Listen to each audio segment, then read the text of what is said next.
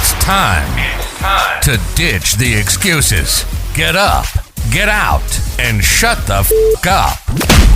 This is the Adjusting to Six Figures podcast.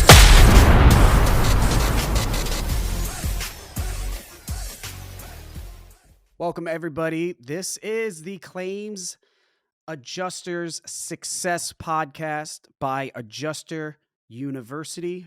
This episode of the podcast, this episode is dedicated to the members of our Facebook group, the Claims Adjuster Success Network. This is a group that's comprised of goal-driven and forward-thinking insurance adjusters, ranging from those that are directly working with insurance carriers to independent adjusting firms and policyholders. This episode is all about our members inside of that group. So here in this episode, we take 5 of the recently raised struggles of our members and tackle them one at a time. If you're an insurance adjuster that's struggling in our industry, go to facebook.com/successful adjusters, one word, become a member and let us know what you are struggling with. And one more time, that's facebook.com/successful adjusters, one word, become a member and let us know how we can help get you to your next level.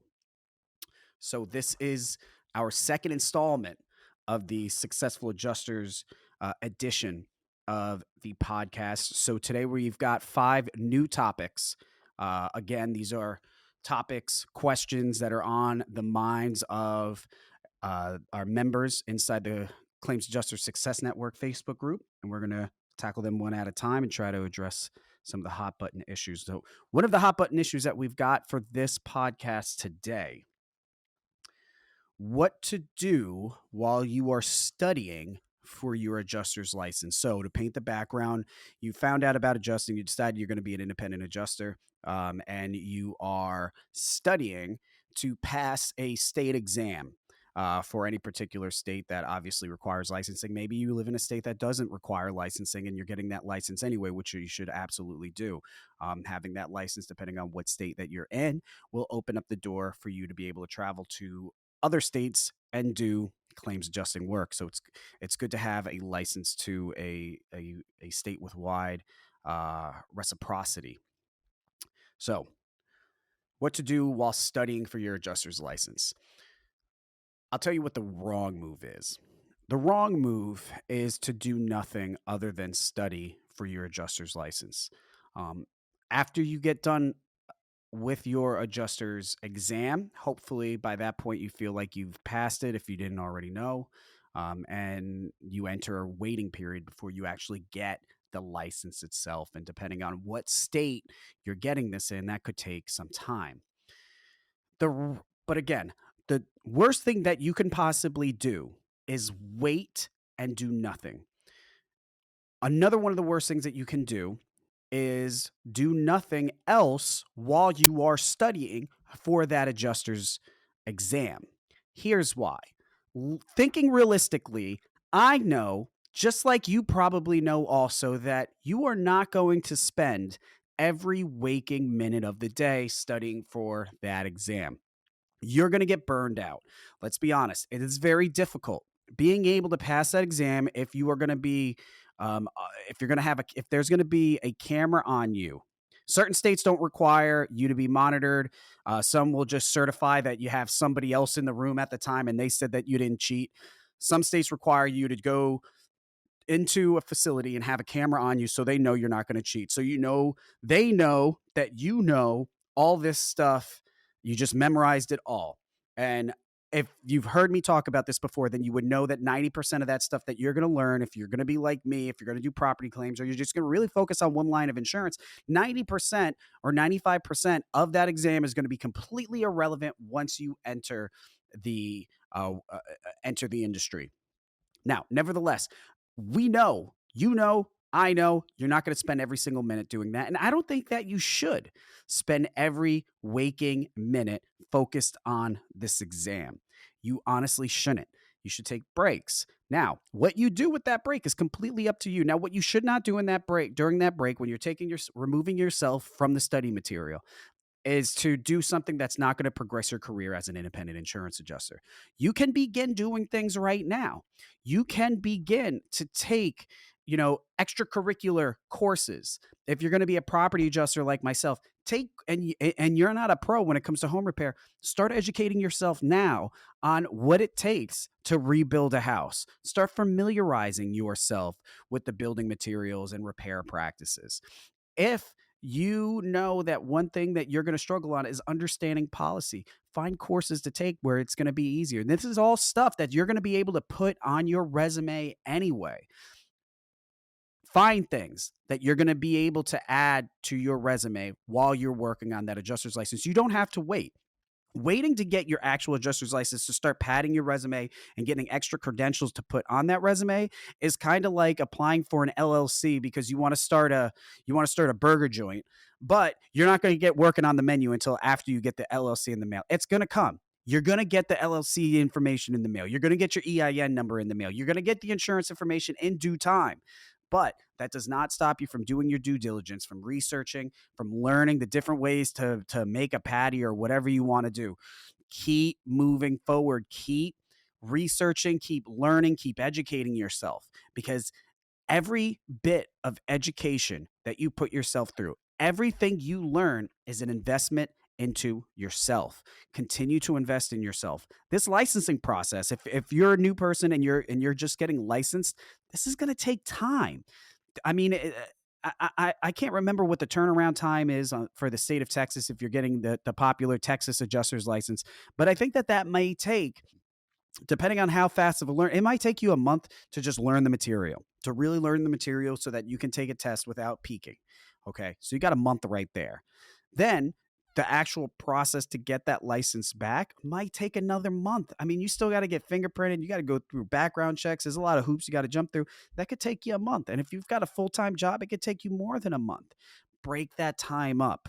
Break that time up with getting additional credentials that you can put on your resume so that by the time you get that adjuster's license, by the time you got your number and everything that you need, you also have a couple other things to back yourself up with too. So now you're putting your resume together, which realistically you could have been putting together the entire time. You could have been putting that together from the very get-go, but now you put your resume together. You already got a couple extra credentials to put on there, and now you're looking even better. Another thing is too, you really don't have to wait until you get your license to put yourself in front of the companies that you're going to be approaching later. If you're in the state of Texas, for instance. Now, if you're in the state of Texas, you're going to need a Texas adjuster's license to just handle claims, most of them, unless a company's bringing you on for in a different sort of capacity. You're going to need that license in order to legally handle a claim. So you'll be marketing yourself primarily to companies that need you to have an adjuster's license in order for you to work with them. But that does not mean that you should wait until you get that license to market yourself to them. You may send your information to them. You may send them an email. You may give them a call, and they may come back to you and say, "Hey, listen, but you're in Texas. We require a Texas license if you're going to handle claims in Texas. So we can't do anything with you with all this information." You say, "That's fine. But you have that now. Once I have the license, I'm going to send that to you now. But we're already establishing this relationship between each other. You're already on the phone with me. We're already exchanging correspondence. You're already starting to get familiar with who I am. And I'm in this game for the long haul because you're going to continue to see my name popping up. So who cares if it's popping up a little bit early? That's the marketing side of it. You need to be able to dominate the marketing side of this business in order for you to be successful. And that is the biggest thing that most people sleep on. Most new adjusters sleep on. They come in with that employee sort of mentality that all they need to do is just send out a couple emails with their resume on there and people are going to be lining up for them. It's just not the case. Market yourself, market yourself, market yourself. Even if you don't have anything for sale, just continue to market, because eventually you will have something for sale and you're going to be knocking on their door again. And at least at this point, they're going to be anticipating you. So that is the best move you can make. Now, let's get on to the next one. Next question on a hot topic: how to estimate for water and fire damage. Now, this is a very loaded question, how to estimate for water and fire damage. It's a little bit more technical than I can explain in a podcast, even in a brief blog. What I can tell you for this, what I can tell you with regard to that question. First, many independent adjusting companies, if they're sending you out on a claim to inspect for damages, what you should definitely do is have the appropriate equipment with you to give yourself a better idea of the presence of water or fire damage. Now, what do I mean by that? It may seem to a new person that that would be a pretty obvious, easy thing to do. If you go out to a house, I mean, if the ceiling is visibly damaged, if the wall is visibly damaged, and obviously it's damaged, then you're going to write a repair estimate for that. Well, that's not always the case. Sometimes there could be a plaster ceiling. It could be freshwater damage that really wasn't that bad. It was enough to soak the materials, but not enough to make any visible damage. You're going to need a moisture meter, something like that. You could have an infrared camera if you want to go that far, but you need some sort of evidence in the event that what happened is not visible by the naked eye. Those little things are some of the most simplest forms of equipment that you can get. Now, before you do research and before comments to this video show up down below, yes, there are correct and incorrect ways to use a moisture meter. There are several factors that can get involved in the accurate use of a moisture meter. Here's a pretty accurate use also. If you buy a $40 moisture meter that goes beep when there's a high level of moisture in a wall, and you put that on a wall and it goes off and it indicates that this wall is wet. Yes, you enter this area where now you need to be smart enough to know, do you have to remove everything to get airflow into the wall cavity? There, you can overcomplicate this situation as much as you want. Now, I bring that up because I've seen so many just super, super smart old insurance adjusters tell younger adjusters that they should not buy a piece of equipment that they don't know how to use, that they should not try to act as if they were a water restoration company if they don't hold the right certifications. There are some insurance companies and some independent adjusting companies that will even tell you that you shouldn't use a moisture meter whatsoever because you are not qualified to use a $40 moisture meter that you can get easily on Amazon. Okay. Those people can fucking beat it. Here's the fact. If you have this $40 piece of equipment that will indicate whether or not there is moisture in the wall, you have two options. Act like it's not there and not estimate for it, or estimate for it. Which of those do you think is the more appropriate route? You are out there to estimate damage. You're out there to investigate whether or not there is damage, and you are out there to potentially write a repair estimate for that damage. If you have a piece of equipment that you purchased yourself and you use that piece of equipment, and the usage of that piece of equipment has led you to believe that, based on your professional opinion, something should be replaced, replace it. Bottom line, and if you're working with a company that tells you that you're not qualified to use a moisture meter, ask them what qualifies them to review your work. Obviously, there is no certification, there's no license to use something very inexpensive from Amazon or from a local supply store. There is no qualification to use that. It's a simple piece of equipment, just like there is no qualification to review your particular work. Now, of course, that's not going to be the greatest thing. That's not a very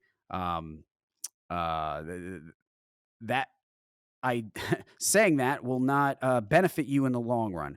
But here's what you should definitely consider. A company that is like that, whether that's coming from the independent adjusting company or coming from the carrier level, those are generally not companies that you'll want to work for. Because to me, that sounds like they're trying to get out of paying for certain things.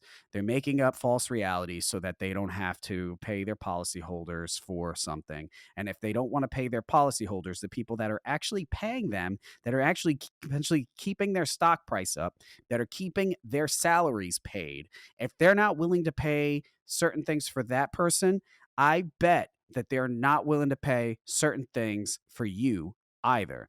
Those are going to be the most difficult companies to work with. So I kind of went in heavy on water damage. Um, Fire damage, it is oftentimes simpler. As far as equipment goes, you can get in there for something with something as simple as a chemical sponge. This is a kind of a commercial grade heavy duty sponge that you can use. It's restoration companies would use it to remove soot off of a wall, and it will remove the soot from a wall much better than a normal sponge would, because it actually absorbs the soot rather than smears it around. It's much better to use, and you can use that when you go into a house. You'll find yourself doing certain claims where you might not really be able to see the soot on the walls. The walls could be white, but it might be a very, very, even if you have a great vision, a very, very light coating. You might even only be able to see it on like cobwebs in the corner.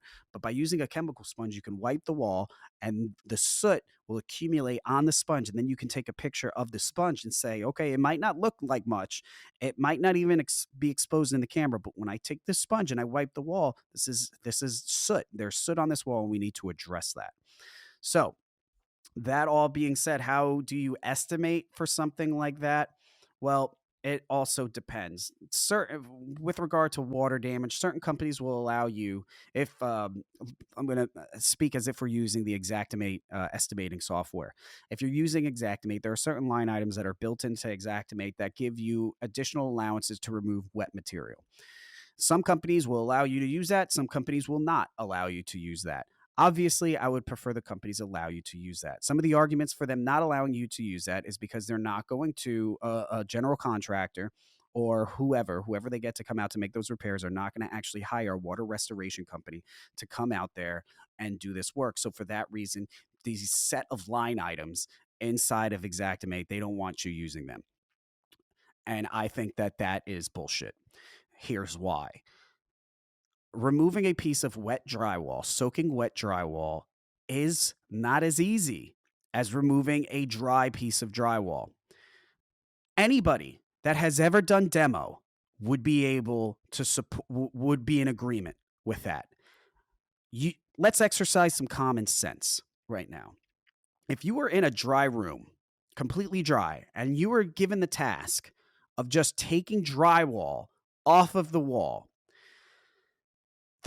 you are not so much, and you've done this before, you're not so much thinking about the difficulty, how much of a hassle this will be. You're really thinking about whether or not you can get any good pulls off the wall where you're pulling it down and you just get a nice big chunk of it, a nice 16 square foot area, because you kind of want to get the biggest piece off. What you don't want is little tiny pieces, taking little tiny pieces off, right? You want like the big chunks. It's like getting the sticker off of a package, right? Or getting Christmas times coming, getting a price tag off. You don't want to get little bits and pieces of that price tag off the box. You want to get the entire thing. And you kind of get that little high when you get a nice big good rip off of it. That's the same with drywall. But in order for that to happen, the drywall needs to be dry, right? Now let's imagine that it's not. The drywall is wet. You may have even seen when it gets wet enough, you could poke your hole in it. So if drywall gets wet enough and you can poke your hole in it, poke your finger through it and create a little tiny hole. If you just tried to pull that off, how big of a piece do you realistically think you're going to get? Not much. You're just going to get a handful. You're going to get a handful and you're going to start pulling and pulling and pulling and pulling. And it's going to take a little while. Now, let's consider that all being said, exercising logic. Which material, dry drywall or wet drywall, which will take more time, the dry drywall or the wet drywall, or will they take equal time? This is common sense. It's going to take longer to get the wet drywall off. So why would you create a repair estimate that suggests that the difficulty and time involved to remove dry drywall from the wall should be the same as wet drywall? If you're going to use the same line item in your estimate that you would for dry as you would with wet, then while knowing that it is going to be more difficult for that person to pull that drywall out and it's going to take them more time. If you know that and you're going to use the same line item anyway, then you are voluntarily giving them less than what they're owed. You're giving them less than what's going to be needed. And it's easy for an independent to do that. It's easy for an estimator to do that, but it's appalling when a insurance carrier believes that that's what you should do. So, estimating for water damage, you should really rely on the correct line items that are specific to water. Antimicrobial. Now, then there's a dispute. Inside of Xactimate, you have different allowances that you can put in there for drying equipment. Water restoration companies are going to be using these line items: air movers, dehumidifiers, potentially air scrubbers and things like that. I don't completely believe that they should be in every single estimate because most contractors are just not.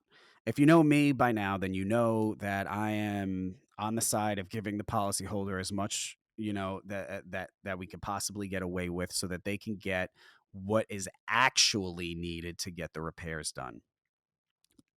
Now, that of course, that comes to an extent. Now, when we're talking about putting in equipment, if I'm dealing in a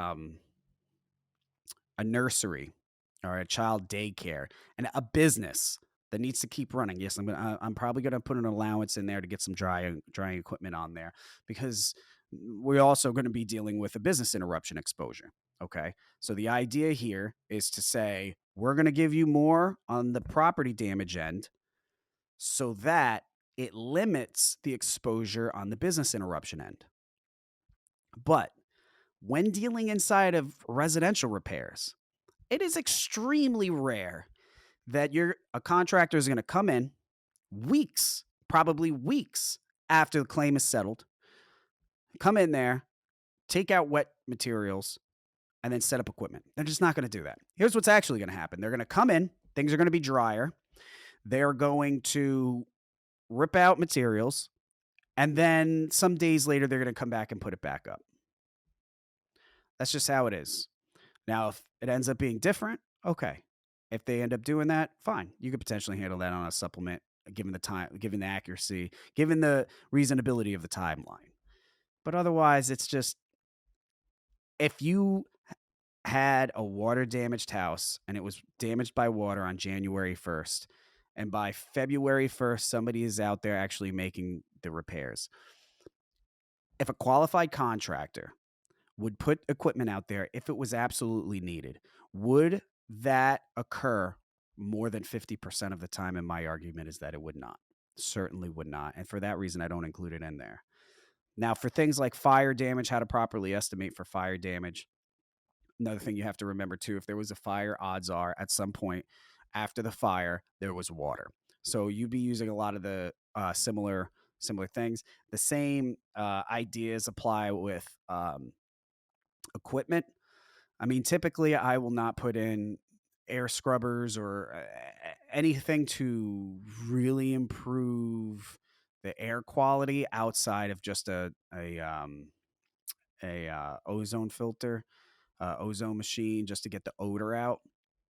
Most of the time, because if it's fire damage, you may be replacing entire pieces of materials that have an excessive amount of soot on them, or if otherwise you're just cleaning. You're cleaning. Maybe you're painting over to prevent odor. On very light, like soot claims and minor fire damage claims, you're really just you're just improving odor a lot of times. You could probably rip me apart for that, but it's what it seems from from my position. Replacing what's significantly damaged and then just removing color and odor from everywhere else. So let's jump on here. So this is a pretty good one. This is a pretty good one that a lot of people have come to me for, because this is something I teach a lot now. How to juggle different carrier guidelines when working with multiple IA companies. Now, let's unpack that for a minute. If you're an independent adjuster, I say this over and over again. If you're an independent adjuster, the key word there is you're independent. That means you can move freely. You can work with however many different companies you want to work for. You can work with one company, which really defeats the whole purpose of being independent because you're not independent. You're dependent on them. Or you can be an independent working for 10 different companies. That's what you want to do, because when you're working with 10 different companies, if one company drops off, they lose their contract with their client, you still have 9 other companies. You're fine. That ninth company, you may hate working with them. That eighth company, they may switch to a different QA reviewer. Now you're working with a different supervisor now, and this supervisor sucks, and you don't even want to work with them. They don't even pay you that well compared to the other 7 people that you're working with. So you really just like to ditch them.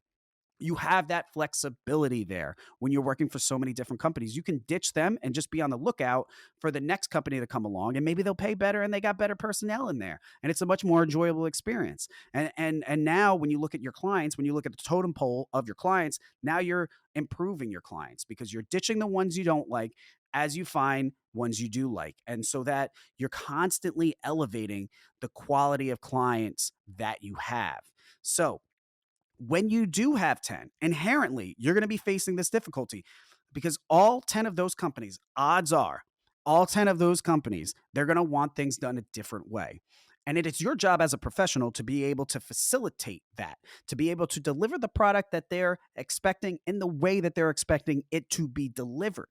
Now, the best case that you can have, and again, this comes with working that totem pole, is when you begin to work with clients that will accept the product just the way you prepare it. They're not going to give you a bunch of guidelines to follow. They just say, hey, listen, standard timeline procedures, get out there, get us a report back very quick. And you're already quick at that. And just write up for damage. Write this report. We are confident in the way that you write. Here's a template. Write up your report, send it back to us. We're not going to dog you on the way that you estimated it. Just estimate it fairly. Those are going to be the best companies that you work with, and those are companies you want to load up. If you can get 10 of those companies, God bless you. But odds are you're probably not going to be able to. But you're not going to have any. You're most likely not going to have any unless you continue to be on the look for them. So let's get back to it. You have got 10 companies. Let's say they all want things done separately. How do you juggle that? You could juggle that through a couple different ways. So the way that I juggle that, when I'm handling a claim, there are certain things that are constantly in front of me. It doesn't matter what claim I do, doesn't matter who the insurance company is, doesn't matter who the independent adjusting company is, doesn't matter who the insured is, none of that shit matters. But what are the things, what I focus on, or what are the things that are constant, that are always in front of me? Now, I always have the same sort of scope sheet, the same piece of paper, sort of the same style piece of paper in front of me. And that's the piece of paper that I draw my little sketches on, that I might put some notes down and things like that. If you go to adjusteruniversity.com, you'll probably find it on there. It's called the Field Adjusters Assessment Packet. I call it the ASS Pack. It is, if you're using Xactimate, this is specific to Xactimate. You can use it for anything. It's going to self-populate the policyholder's name at the top, the address, all these sorts of things. And I put on there the fee schedule so I know ahead of time what I'm going to get paid for that. I don't have to look back at my file note, online. I already have it right on there. Oh, I wrote up $11,000 estimate. Hey, 10 to 15, I get paid this amount. Go ahead and book it. I don't have to look anywhere else. It's right there in front of me. Now, on that same piece of paper, now what I do, we got a fee schedule on there. That means that if I work for even the same adjusting company, but for a different carrier, that fee schedule is probably going to be different. So I need to be able to have multiple different types of these assessment packets, and I just load them into Xactimate. So if I'm working for ABC Claim Service and they've got State Farm as a client, I know that I have a ABC Claim Service State Farm assessment packet. And when I receive that, when I create that file in Xactimate, I'm going to open that up, and it's going to have all their information on there. And included in that, I'm going to have pre-written on there any of the differences, any of those nuances that I'm not particularly used to doing. That's not a part of my typical repertoire, because you're going to form, as you keep going on, you're going to form like a typical repertoire of things, a typical level of quality. And that it's that level of quality, that product, that is the product that you would deliver if there were no rules. But sometimes when there are rules, it's things a little different. You got to remember these things. So on that piece of paper is where you can start. Now, typically on that piece of paper, that's where I'm going to put things that I need to remember while I'm out there in the field, because that piece of paper is going to be with me while I'm on the field. For instance, it might be an insurance carrier that wants you to take no matter what type of claim it is, they want you to take photographs of each directional elevation. So they want you to take, it doesn't matter if it's a dishwasher leak inside and the outside of the house had nothing to do with it. They want you to take a picture of the front, right, rear, and left of the building. Okay. I need to be able to remember that when I'm out there, or else they're going to be pissed, or else it's going to look poorly on the quality of my product and they're going to look towards somebody else. And obviously, I don't want that, not yet at least. So I'm going to put that on the assessment packet right on there so that when I'm looking at that, when I'm out in front of the house and I'm looking at my piece of paper, I say, oh, I got to take front, right, rear, left. This is one of those claims. Okay, I'll do that. Maybe there's a survey that I need to do. If there's a survey that you need to get done, what I can do is attach that to the assessment packet. I worked with a carrier at one point where they always wanted their policyholder to complete a survey while you're on site. And they gave us a Word document of that survey. And the idea was you take that, open it up, print it a bunch of times, and keep it in your truck. All right. But once you get out there, you got to fill your name in, you got to fill their name in, you got to fill out a bunch of things. I don't want to do all that myself. I don't want them to do all that because that shit takes time. So what I would do is I would use the Xactimate tokens to fill in their names and address and all that sort of stuff automatically. And I would import that Word document as a second page inside of my assessment packet. So when I'm printing out my assessment packet, it automatically prints that out as well. And half of it's already done for them. So, and now once I'm out there at the claim, I already have 2 pieces of paper. So I know to hand them one so they can complete that and get it back to me. Now, once you get done with all that, the next step, you're going to have to write it up. You're no longer in the field. You are at the computer, you're at your laptop, you're in the coffee shop. Now you're actually putting the estimate together. Some of these insurance carriers are very, very picky about how they want their estimates written. So another thing that we do, this one's more expensive, but we sell at Adjuster University. It's a part of our software training program now. We don't sell this on its own typically or ever anymore. The 6-figure macro. I'll speak in terms of the 6-figure macro, but honestly, as long as you have some sort of similar macro, it doesn't matter. What the 6-figure macro is, it's basically a template estimate. It is an estimate. So inside of that estimate, there are some mock rooms, I guess you can call them. And those mock rooms have all these line items that are going to be right there in front of you as you're putting an estimate together. Now, that's not all that it could do. So what I do inside of the 6-figure macro, the way it works, it's a sample estimate. And when I'm in an actual file, I can import that sample estimate into the file that I'm working on.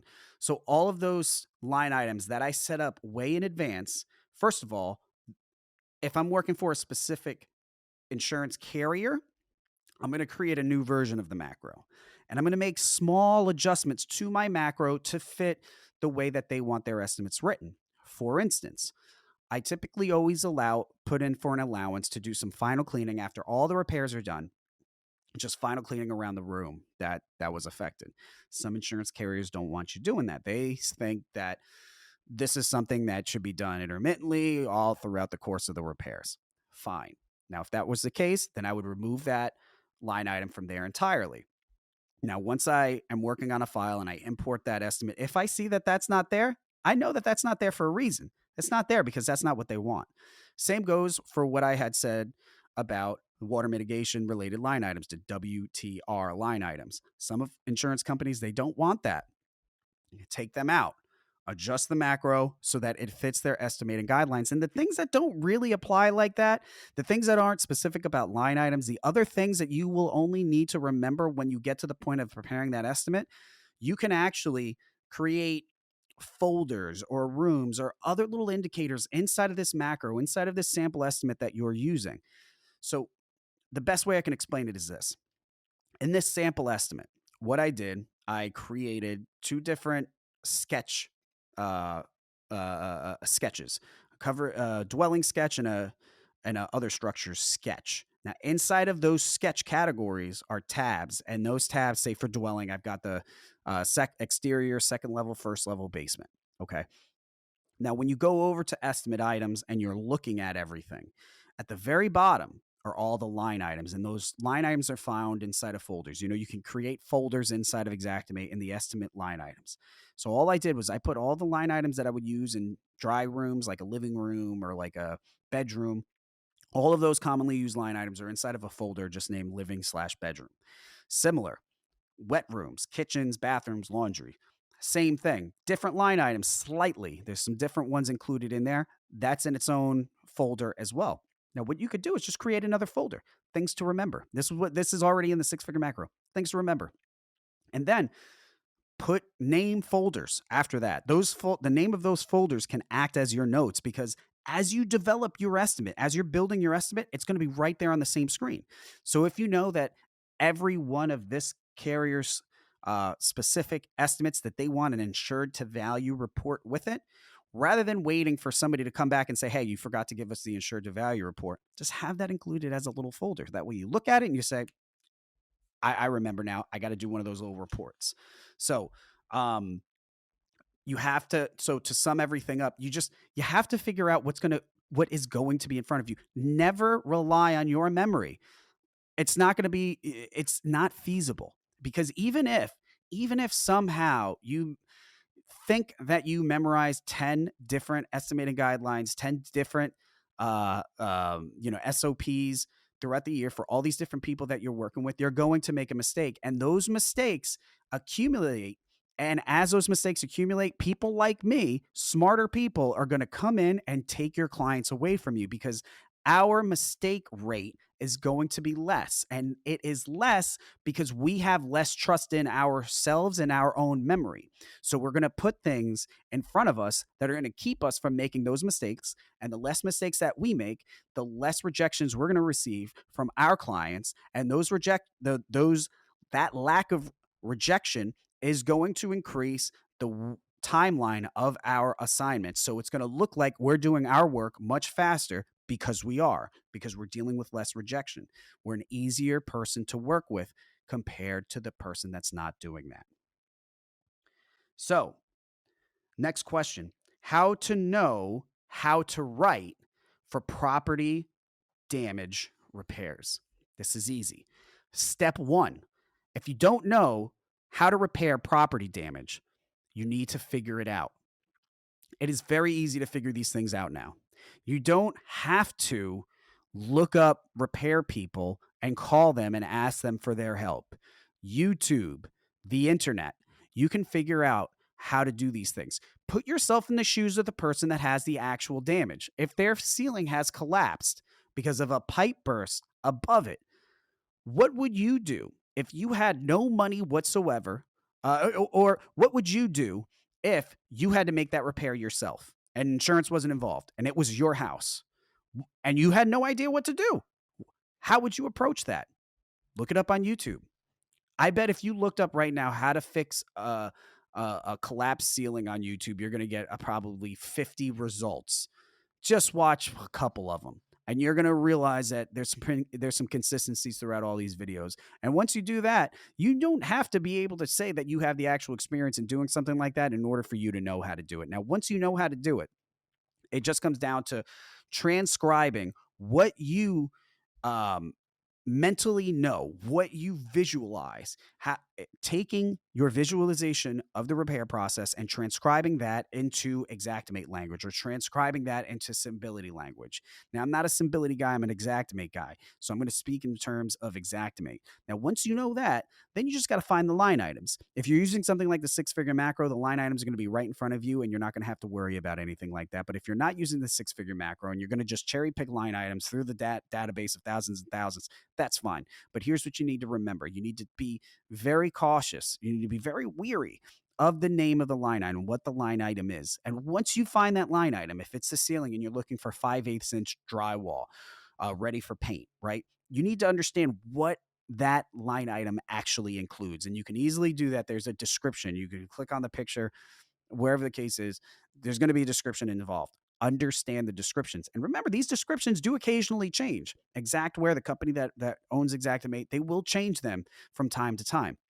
So look at the line item and understand what's included with that. So you already have this visualization of how to repair it. Now, everything that you've noticed, everything that you've picked up from these videos, okay, and you put that line item in there, deduct that out. Deduct all those processes out, okay? For this example, that 5/8 drywall ready for paint thing, that includes pretty much everything except paint. Now, once that's in there, you know that all you have to do from there is paint. That's it. Now, it's also important to learn things. Maybe that was inside of a garage. So above that drywall, there might be insulation in there. So it's good to just research these things ahead of time as if it were your own house. Once you understand based on extensive research, and when I say extensive, I just mean more than one source. Once you have an understanding how to do something, just make sure that your estimate reflects that repair process. If you have additional measures that you can go through, like if you have a friend that's a contractor, you may be able to bounce even just a number and say, "Hey, listen, I've got a ceiling collapsed, and I'm writing up an estimate. I got it up to $500." They may say, "Okay, well, how big of an area did the water collapse?" You may say, like, "Oh, I don't know, 50 square feet." Okay, well, how big was the ceiling? You're gonna have to repaint the ceiling, right? Yeah, sure. How big is the ceiling? Oh, I don't know. It's in a garage. It was maybe like 80 by 50. Well, that seems a little bit low because I mean the paint alone is going to be upwards of $500. You could kind of go back and forth on that. If you have another adjuster, that may work too. But if you're going to have another adjuster to bounce that off of, you gotta at least make sure that this adjuster knows their stuff too. A lot of adjusters don't. So a lot of adjusters, probably more than half adjusters, don't have any actual experience making repairs themselves. The ones that do are the ones that obviously are a little bit easier to deal with when it comes to estimating. The ones that don't, they rely on things like cheat sheets and what they've heard from other people, and that can be problematic, and their failures will transfer onto you. So be very, very careful about that. So, what else do we have here? How to get more hands on experience. So, it's a pretty simple question. How to get more hands-on experience as an adjuster. Now, you might think, well, you need to go to a facility that trains adjusters and takes them out in like a mock house and things like that, and that's a very expensive way. Let me tell you a far less expensive way. Go on to job websites like Monster, Career Builder, things like that. Go to places where other independent adjusters are marketing themselves, most likely. Okay. Find independent insurance adjusters. You could go as far as to go to meetup.com, create a adjuster meetup for next month and put it on there, see how many people sign up to it. The idea is that you need to be able to get in communication with another person that's doing what you're doing, a person that's doing what you want to get more experience in. Once you get in front of them, ask if you can drive them around for a day. Ask if you can take them out to lunch if they take you along with them. Don't ask for money. Never ask them for anything other than the opportunity to quietly be there. Most of these people, if you're trying to get hands-on experience for property claims, most of these people are very, very busy. So you want to make sure that they understand, listen, I won't even ask you questions. I just want to watch. And in exchange for me watching, I'll drive for you. I'll get you lunch. I'll do whatever you want to do. I just want to be a part of it. Add value to their day. Don't ask for charity. The biggest mistake I see people make is they go into Facebook groups, they go on LinkedIn, they just see if there's anybody in an area to take them on a ride along. Like anybody is looking to add more responsibility of their day. Don't do that. Find people that want free lunch. Who doesn't want free lunch? Find people that want a free driver for the day. If you're a property adjuster and you're jumping around all these different places, you could use a free driver for a day where you could sit around. It's one of the most benign things that they do that you can do all day. Look for a way to benefit them. That is what they're looking for. They're not looking to participate in a charity, most likely than not. If they want to participate in a charity, they go find a charity. They're not sitting around waiting for you. So find a way to add some value to their life. And you'll get some hands-on experience that way. And if you find somebody good, they'll train you a little bit too. Just keep buying lunch. So, last but not least, this is a pretty easy one here. Last but not least, is it okay to use drones? So I've been a part of this industry for long enough to remember the subtle rise of drones in the industry. So is it right to use drones? Now, the usage of drones it's still growing. So you would use drones in three different scenarios the way I see it right now. If there is a roof related leak, if there is known wind damage to a roof, or if there is known hail damage to a roof. Now, I listed those three in order of their effectiveness. Now, if there is a leak to a roof, you can use a drone to document the entire roof. The claims adjusting company, the insurance carrier will want you to document the roof. It could be a coverage issue, whether or not there's a storm created opening to that roof. If there's no storm created opening, there may not be any coverage. Now, if there is a storm created opening, it could be. If you're dealing with an HO3 policy or something like that, maybe coverage regardless. But there's not coverage for maintenance. So we need to figure out whether or not there is any wind damage to the roof that's causing this leak, or if it's just coming in from a pipe. Now, back in the day, if that were the case, you might walk up and it's a steep 3-story house and your ladder just won't get up there. So then now you've got a little simple claim just with a little water spot in the 3rd level hallway. Getting in the attic doesn't get the job done because you need to see what the condition of the roof is. So you got one little spot. It's going to be less than the policy's deductible. You're going to collect the minimum fee on that. But now you got to go through the extra hassle of getting a third party to come out, a ladder assist company that's going to check the roof for you.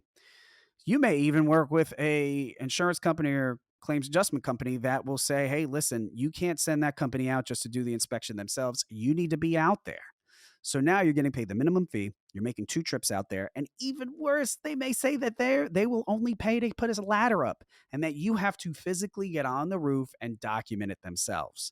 And if you don't feel comfortable with trying to work something out on the sly with the ladder assist tech that's out there, you may find yourself on that roof too.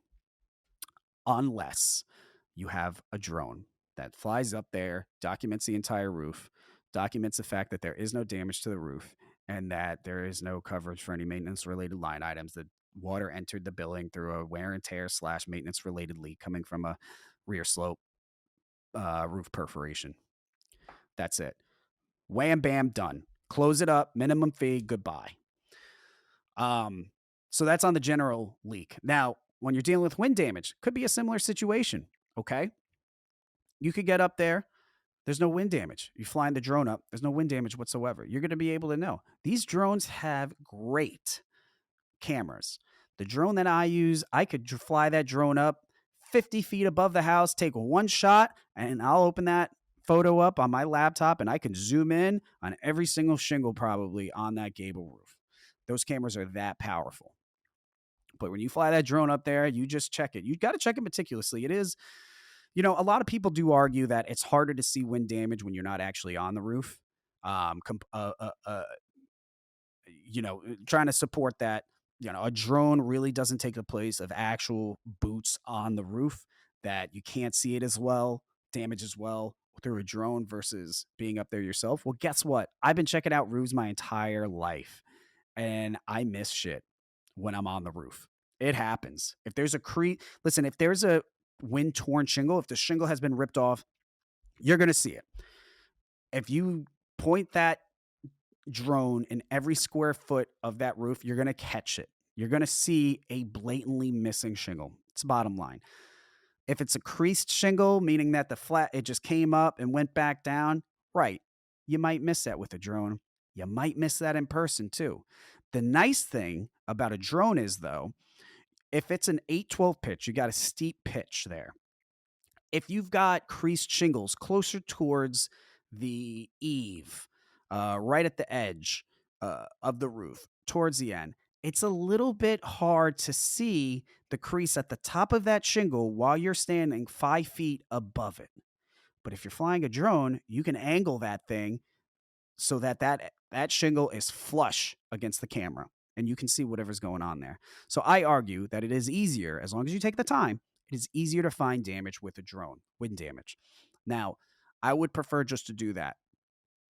Now, the only downfall there is that if you have no physical access to the roof, most of these companies will want you to do a pitch gauge, a shingle gauge, and check how many layers are on there. The pitch gauge, if you're real good, you can kind of eyeball it and figure it out yourself. There's going to be some failure rate as far as the accuracy goes. The type of shingle, that's bullshit anyway. The layers, if you're replacing the entire roof, you should know what how many layers are on there.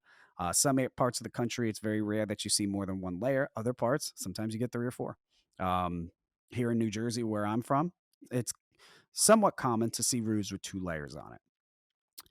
Also, if you're dealing with a repairability factor, if you need to do what's called a brittle test, just to physically be able to say this 15, 20-year-old shingle is too old and there's not going to be a reasonable way to repair it, you're not going to be able to do that with the use of a drone. But usually all of these factors I just mentioned would be able to be accomplished as long as you can get your ladder to a certain level of the home, and to be able to do your thing right there. Now, for hail, unfortunately, the way that I see it, there is no easy way around it. You should get on the roof.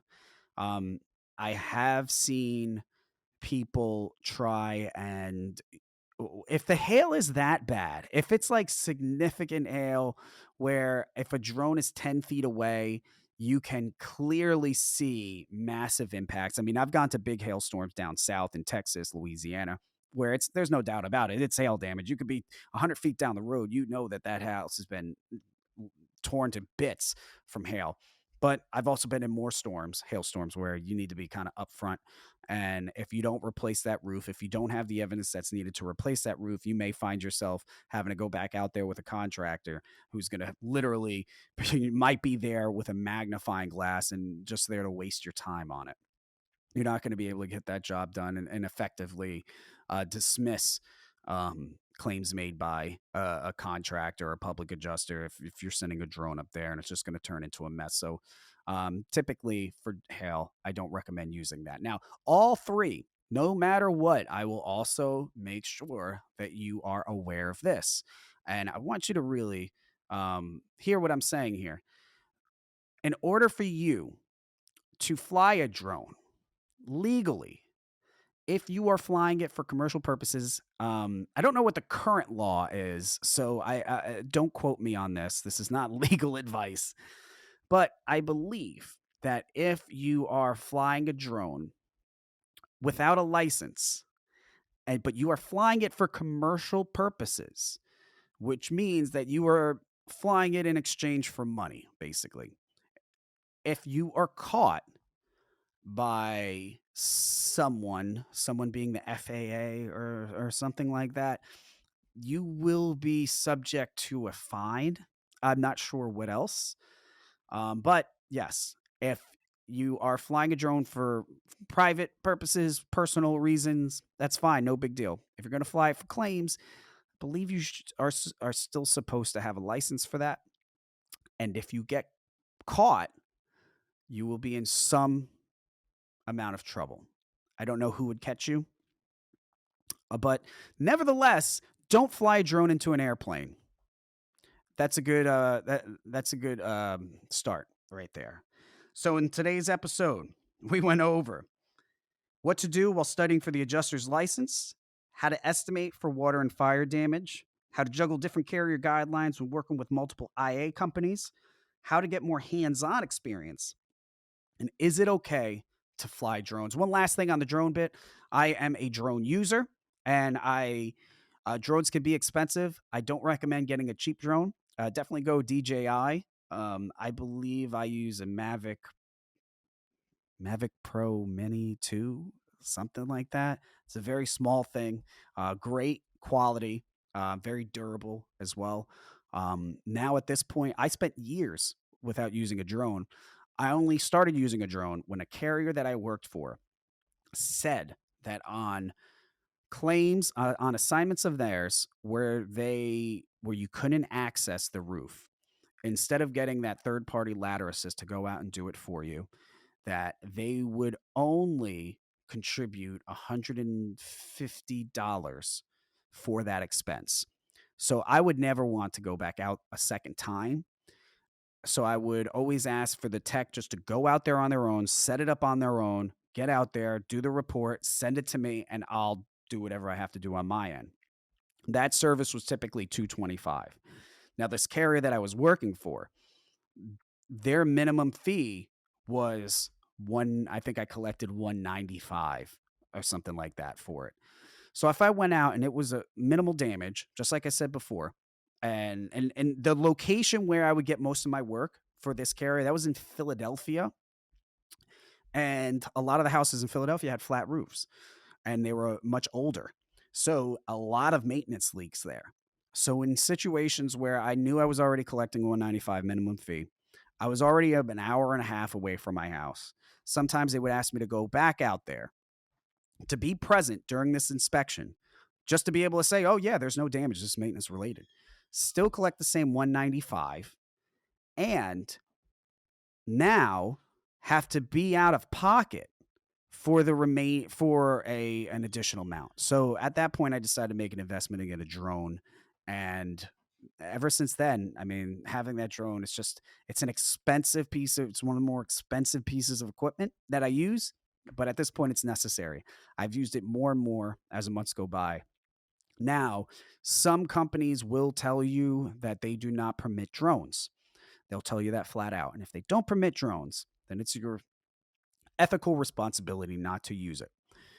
If they don't tell you not to use drones, you're doing yourself a disservice by asking whether or not you should, because many people will just tell you not to use a drone just because of their own personal belief, that they believe that you will have a more accurate report by not using a drone. They're going to disregard all the cons and think of what they believe are the pros and just tell you that. Now, just like I said in the very beginning of this episode, you are an independent adjuster. You make decisions on your own. This is your business, okay? The independent adjusting company, they did not buy your drone. They didn't buy your moisture meter. They didn't buy your measuring device. They didn't buy your camera. You're putting up all the money for that. You're putting up all the money for that so that you can deliver a product to them. They're not really digging into how you get that product, just that you get the product created and delivered to them within the timeline that they propose to you. How you get that done, for the most part, is entirely up to you. If you find that the usage of a drone permits you the ability to get that job done quicker, with more accuracy and higher quality, who cares what they think? Guys, thank you so much for today's episode. I hope you enjoyed a thing or two about this one. If you aren't already a member of the Claims Adjuster Success Network, go on and become one. Go to facebook.com/successful adjusters. Become a member, and I'll catch you guys on the next episode.